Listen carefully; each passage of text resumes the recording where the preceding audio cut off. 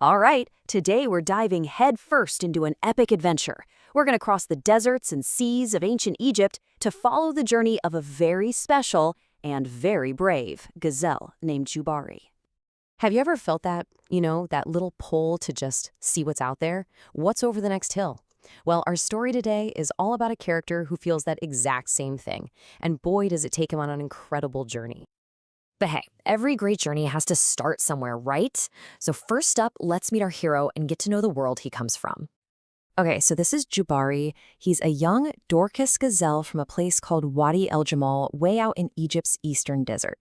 And right from the get-go, two things really defined this little guy. He was brave, and he was just so curious. And you've got to understand, Wadi Al Gamal isn't just any old home for Jabari. It's basically a paradise that's tailor-made for gazelles. I mean, his favorite food, the desert daffodil, it grows everywhere. He gets all the water he could ever need just from munching on acacia leaves, so he literally never has to find a drink. The ground, it's firm, which is perfect for a gazelle's #1 defense, pure speed. It's a place so perfect, even the gazelles help it grow by spreading acacia seeds around. Now, during that first year of his life, Jubari was basically attached at the hip to his mom, Subira. She was his teacher, his guide, his protector. She taught him absolutely everything. What to eat, where to chill out on those super hot days, and, most importantly, how to spot danger and get away from predators. But you know how it is. Even when you're in a perfect place, if you've got a curious heart, it starts to wonder. And this, right here, is where Jubari's great quest really kicks off. See, Jubari was kind of obsessed with this idea of a legendary, almost mythical place called the Wadi of the Gazelles. In his head, it was a land that was even more perfect than his own home, and finding it, that became his ultimate goal, the big adventure he just had to go on. So as he's getting ready to leave, his mom, Sabira, gives him one last, super important piece of advice. And let me tell you, these words are going to turn out to be the most important thing he takes with him on this whole journey. Of course, the road to some mythical paradise is never a straight line, is it? Jabari's journey is about to take him through 3 totally different places, and each one is going to throw its own unique challenge right at him. So first, he heads east. He leaves the desert he knows behind and walks right into this totally new, kind of strange world. A thick, wet mangrove forest right by the Red Sea. And right away, his hooves, which are built for solid ground, just sink into this goopy, salty mud. Not a great start. He's super thirsty from his trip, so he bends down to get a drink. And whoa, the water is just shockingly salty. Yuck. Luckily, a friendly dugong named Danga pops up and explains, "Hey kid, that's seawater. You can't drink that." So his very first trial teaches him a pretty basic lesson. This place might look beautiful and green, but it just can't support him. The water's undrinkable and the seagrass is way too salty. Yeah, this is definitely not the Wadi of the Gazelles.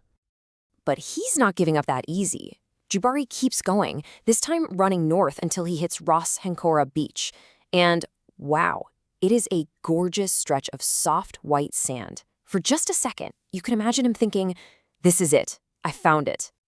But as he's checking the place out, a mother sea turtle shows up, and she is not happy. She's yelling at him to watch where he's walking, explaining that her precious eggs are buried right there under the sand. So this beautiful beach, it's got a hidden danger. And that's when it clicks for Jubari. The real problem isn't just the eggs. His own hooves are sinking deep into that soft sand. Now, think about it. If your main defense against predators is being super fast, this kind of ground is a trap. A beautiful trap, sure, but a deadly one. Okay, on to attempt number 3. Jubari heads south. He's got a new plan. If he can just get a good vantage point, get up high, maybe he can actually see this mythical wadi from a distance. So he starts climbing the biggest, steepest mountain he can find. Way up on the cliffs of a mountain called Jebel Elba, he runs into a Nubian ibex, an animal that's totally at home in the mountains. The ibex has never heard of a Wadi of the Gazelles, but he does point Jubari toward one last thing he can see, this huge lake just sparkling way off to the west. But that climb, it really took a lot out of him. His legs are built for sprinting on flat ground, not climbing steep, rocky mountains. They were just exhausted and sore. So lesson number 3 was crystal clear. Mountains are no place for a gazelle. So, following the ibex's tip, Jubari heads west, making his way toward that Great Lake. And he has no idea he's walking straight into the most dangerous moment of his entire life. He gets to the shores of Lake Nasser, and this place is unlike anything he's ever seen before. It's this huge, massive lake that was actually made by people.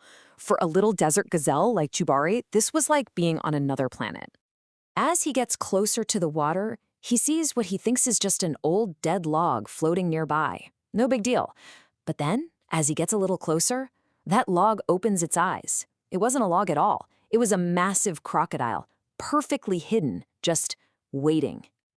And in that one heart-stopping second of pure terror, his mother's voice just pops into his head. Stay away from animals with big teeth.